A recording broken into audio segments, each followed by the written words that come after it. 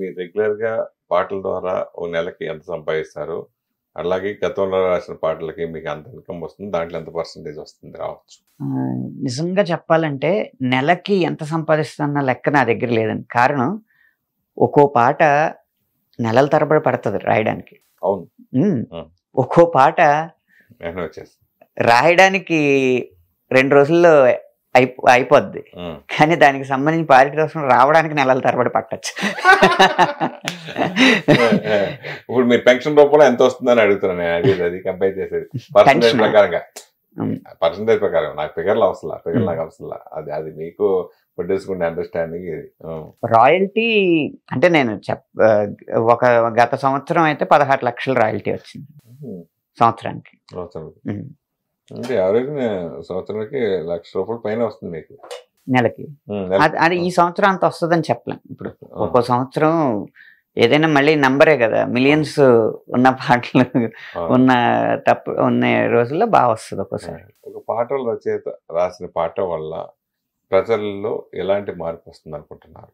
Cinema పాట ఇప్పుడు కేవలం అభ్యుదయ భావం కంటే కూడా వినోదానికి ఎక్కువ పెద్దపీట వేస్తుంది. కాబట్టి సినిమా పాట ఇప్పుడున్న ఎక్కువ సన్నివేశాలు తీసుకొచ్చే మార్పు ఏంటంటే వినోదం ఇచ్చి ఆ వినోదం ద్వారా వాళ్ళ ఒత్తిడి తగ్గించి మళ్ళీ వాళ్ళ పనుల్లో వాళ్ళు ఉత్సాహంగా పాల్గొనడానికి ఉపయోగపడుతుంది. ఆ ఒత్తిడిలో ఉన్నవాడిని మళ్ళీ ఉత్సాహంగా పని కోసం పరిగెట్టింపజేసే మార్పు వరకు తీసుకురాగలుగుతుంది. అంటే రీసెంట్ గా మన ప్రజా గాయకుడు గద్దర్ గారు చనిపోయారు. ఆయన గురించి ఒక ఆశయం కోసం కళని వాడుకుని కళని ఆయుధంగా చేసుకుని సమాజంలో వారికి తీసుకురావాల్సిన మార్పు కోసం ప్రయత్నించిన ప్రతి కళాకారుడు కూడా మనకి ఆదర్శవంతుడే. నిజం చెప్పాలంటే ఆయన లోగడ ఆర్ నారాయణమూర్తి గారు కూడా చెప్పారు, ఒరే రిక్షా సినిమాలో పాటలు రాసినందుకు ₹1 కూడా తీసుకోలేదు ఆయన. నీ సినిమాల ద్వారా సమాజంలో మార్పు కోసం ప్రయత్నిస్తున్నావు, నా జీవితాశయం కూడా అదే. ఆ మార్పుకి నా పాటలు సహకరిస్తాయి అనుకుంటే నేను చేస్తాను అంటే ఆయన ఎన్నుకున్న జీవన విధానం అదనమాట. అలాంటిది మనం సాధించలేం కాబట్టి ఇప్పుడు దేవుడు అంటే ఏంటి, మనం చేయలేని పని చేసేవాడే కదా. ఈ విషయం వరకు మనం గద్దర్ గారు లాంటి కళాకారుల్ని దైవ సమానులుగానే చూడాలి. ఆయన జీవితాన్ని ఖచ్చితంగా మనం సెలబ్రేట్ చేయాలి. ఆయన అనుసరించిన మార్గాన్ని సెలబ్రేట్ చేయాలి. ఆయన పదాలని మనం మననం చేసుకుంటూ ఎప్పుడైనా అలాంటి సందర్భం వచ్చినప్పుడు ఆయన పాటల్ని స్ఫూర్తిగా తీసుకుని పాట రాయాలి అని చెప్పి ఆయన నిర్యాణం సందర్భంగా నేను తీసుకున్న నిర్ణయం అన్నమాట. ఈ 18 ఏళ్లలో ఎంతో కష్టపడి రాసిన పాటలు ఉంటాయి, జవలుగా రాసేసి ఉంటాయి. దీంట్లో మెమరబుల్ గా ఇన్సిడెంట్ జరిగినాయి అంటే ఇంకేం కావాలి పాట రాసినప్పుడు నాకు బన్నీ వాసు గారితో మాకు సిట్టింగ్స్ అలవాటు. ఎక్కడ కొడుతుందండి ఇంకేమన్నా కావాలి అంటూ ఉంటారు సిట్టింగ్స్, పాట సిట్టింగ్స్.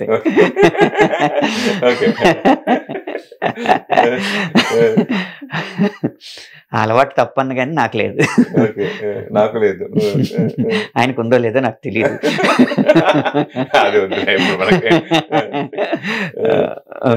ఆయన హ్యాపీ నుంచి ఆయనతో ప్రయాణం అనమాట. ఆయన ఏది తెచ్చినా ఒక 2-3 ఆప్షన్స్ తెచ్చిన ఏదో కొడుతుందండి ఇంకేదో కావాలండి అంటూ ఉంటారు. ఏదో చెప్పరు. సో నేను పాట రాసినప్పుడే ఒక 3 పల్లవులు రాసుకున్నాను, దానికి 3-4 పల్లవులు రాసుకున్నాను. రాసిన తర్వాత ఖచ్చితంగా మళ్ళీ ఇంకేదో అడుగుతారు, ఇంకేం కావాలి ఇంకేం కావాలని ఆయన్నే దృష్టిలో పెట్టుకుని ఇంకేం కావాలనుకుంటున్నాను. అవును ఇంకేం కావాలి అదే రాస్తే పోవాలి అని చెప్పి ఇంకేం కావాలి అని మొదలు పెట్టాను. ఈ 4 చూపిస్తే అదే ఓకే అండి. అప్పట్లో అదే చాట్ బస్టర్. అంటే పాటల రచయితలు పగలు కాకుండా రాత్రులు ఎందుకు రాస్తారు? నేను పగలే రాస్తాను. చాలా మంది నేను పగలే రాస్తానండి. ఎందుకంటే నా దినచర్య అంతా సూర్యుడితో పాటు ఉంటుంది. సూర్యుడు ఉన్నంతసేపు బ్రెయిన్ చాలా యాక్టివ్గా ఉంటుంది, పరుగులు పెడుతూ ఉంటుంది. ఓకే. మనకి ఈ టైం అయ్యేటప్పటికి అందుకే మీతో ఇప్పుడు టెలికాస్ట్ అయ్యేది ఏ టైం అయినా మనం 6 దాటాం కదా, మీతో ఇంటర్వ్యూకి వచ్చింది. అందుకే ఇప్పుడు నేను బ్రెయిన్ తక్కువ, ఆ క్రియేటివ్ బ్రెయిన్ కాకుండా సరదాగా గడుపుతూ ఉంటాను. చాలా మంది నైట్ కదా ఎక్కువ వాళ్ళగా. బహుశా కారణం ఏమై ఉండొచ్చు అంటే నైట్ లోకం అంతా నిద్రపోతూ ఉంటుంది కాబట్టి డిస్టర్బెన్స్ ఉండదు అని.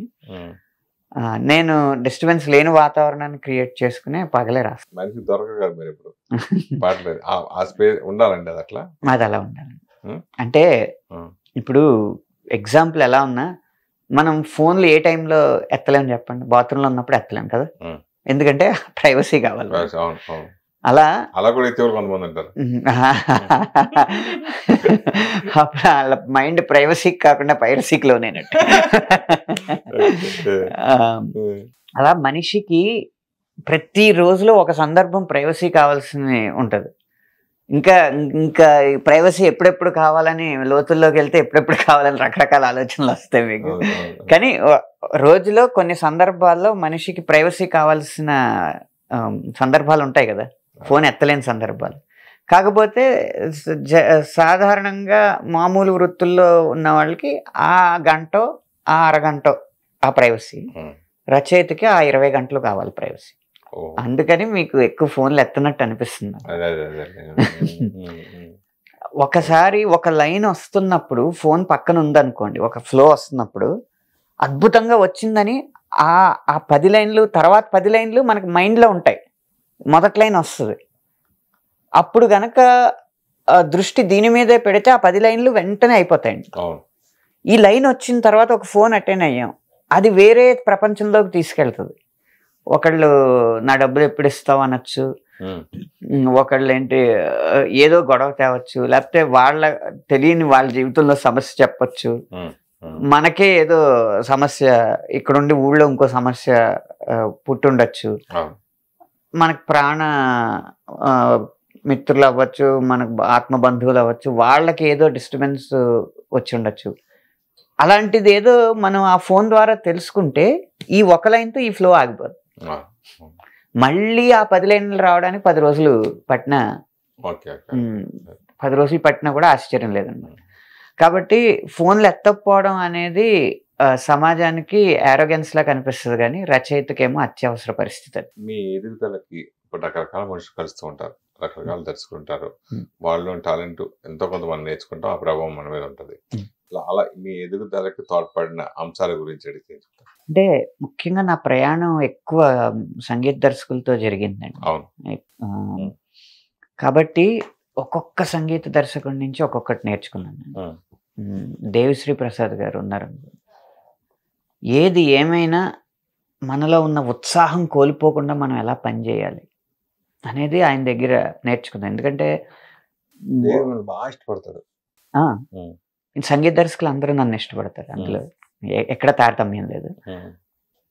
రాత్రి 2:30 ఆ టైంకి షూటింగ్ అర్జెంట్ అయినప్పుడు నాకు కాల్ చేసి ఏదైనా లైన్ మార్చమంటూ ఉన్నప్పుడు ఆ 2:30 టైంలో కూడా నేను పొద్దున్న 8ంటికి ఏ ఎనర్జీతో చూసానో అలాగే ఉంటుంది వాయిస్. అండ్ అంత అంటే పని అనేదే ఉత్సాహం, మనకి పని కోసం వేరే ఉత్సాహం అవసరం లేదు అనేది ఆయన దగ్గర నేర్చుకున్నాను. హిట్ టీవీ యాప్, ఇందులో short news, live news, entertainment shows, movies, digital magazines తో పాటు మీ జిల్లా వార్తలను కూడా ఫ్రీగా చూడొచ్చు. ఇంకెందుకు ఆలస్యం, వెంటనే హిట్ టీవీ యాప్ ని డౌన్లోడ్ చేసుకుని ఫ్రీగా ఎంటర్టైన్మెంట్ పొందండి. Hit TV app, hit TV app, please download hit TV app. Hit TV app ని ఫ్రీగా డౌన్లోడ్ చేసుకుని ఎంజాయ్ చేయండి. మీకు నచ్చిన ఎంటర్టైన్మెంట్ కోసం హిట్ టీవీ యాప్ ని ఫ్రీగా డౌన్లోడ్ చేసుకుని ఎంజాయ్ చేయండి. హిట్ టీవీ యాప్ ని డౌన్లోడ్ చేసుకుని ఆస్వాదించండి, ఆశీర్వదించండి. ఇంతమంది సెలబ్రిటీలు హిట్ టీవీ యాప్ ని డౌన్లోడ్ చేసుకోండి అని చెప్తున్నారంటే ఎంత మంచి యాప్ ఆలోచించండి. అమెరికా అమెరికా అమెరికా అమెరికాలో చదవాలనుకునే వాళ్ళకి విశ్వసనీయమైన పేరు మన శౌర్య కన్సల్టెన్సీ. UK లో 1 year masters, UK లో 1 year masters, 2 years work permit up to 5 years visa. Contact Saurya Consultancy. Contact 89851 89851.